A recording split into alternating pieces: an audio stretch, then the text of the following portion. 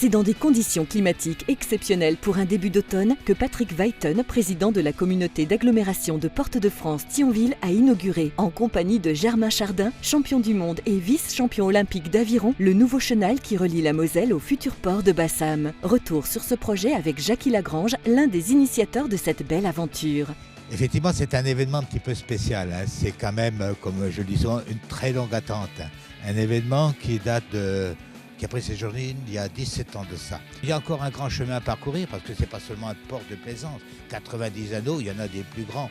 C'est vrai, on a 200 anneaux à Sichazel, 140, on en a 200 à Subsange.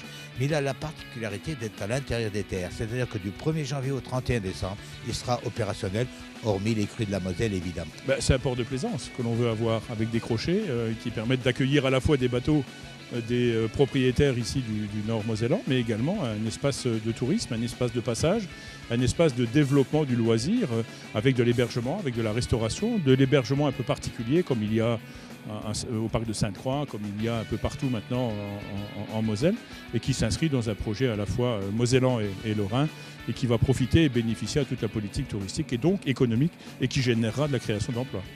Par ailleurs, durant cette journée d'inauguration, les enfants de Bassam ont pu s'initier au sport nautique en compagnie de Germain Chardin, champion international d'aviron, avant de prendre un goûter bien mérité et de participer à la séance de dédicace. De toute façon, oui, il faut grandir. Ils ont quand même un plan d'eau qui est propice au sport, à l'aviron et également, j'imagine, à la voile.